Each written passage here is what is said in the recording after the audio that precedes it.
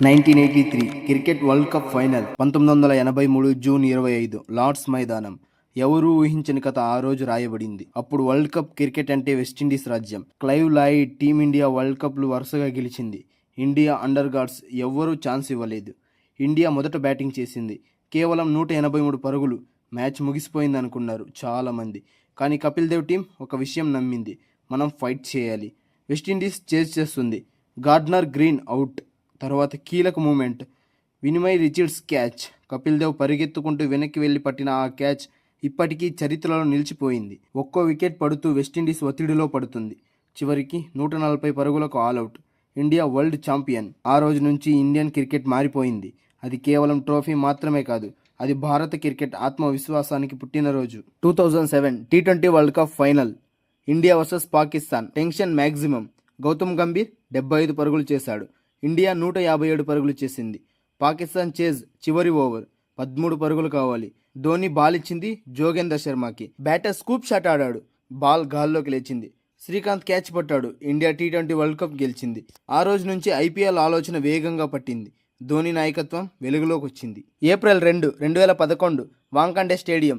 28 ఏళ్ల నిరీక్షణకు చివరి రోజు. శ్రీలంక ముందుగా బ్యాటింగ్ చేసింది. మహిళా జయవర్ధనే అద్భుతమైన సెంచరీ. స్కోర్ 274కు 6 వికెట్స్. ఇండియా చేజ్ ప్రారంభం షాక్తో మొదలైంది. సేవక్ డక్అవుట్ అయ్యాడు. కొద్దిసేపటికే సచిన్ అవుట్ అయ్యాడు. స్టేడియం ఒక్కసారిగా సైలెంట్ అయింది. కోట్లాది భారతీయుల గుండెల్లో టెన్షన్. అప్పుడు గౌతమ్ గంభీర్ బాధ్యత తీసుకున్నాడు. ఒక్కో రన్తో ఆశను నిలబెట్టాడు. 97 పరుగుల విలువైన ఇన్నింగ్స్ ఆడాడు. అప్పుడే ఒక సర్ప్రైజ్ నిర్ణయం. యువరాజ్ సింగ్కు ముందుగా ధోని తనను తాను పంపించుకున్నాడు. కెప్టెన్ ముందుండాలి అన్న సంకల్పం. ధోని నెమ్మదిగా సెటిల్ అయ్యాడు. చివరి దశలో వేగం పెంచాడు. కులశేఖర బౌలింగ్లో బాల్ గాల్లోకి లేచింది. ఒక భారీ 6. ఆ 6 కేవలం షాట్ కాదు, అది ఒక తరం కళ.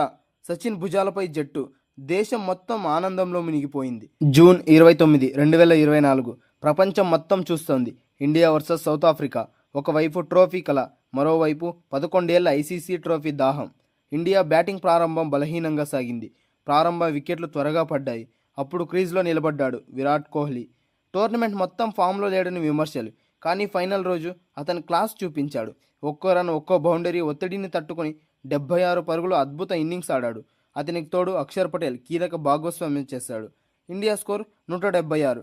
ఫైనల్కు పోరాడే టోటల్. సౌత్ ఆఫ్రికా చేజ్ ప్రారంభం బలంగా సాగింది. చివరి 5 ఓవర్లకు 30 పరుగులు మాత్రమే అవసరం.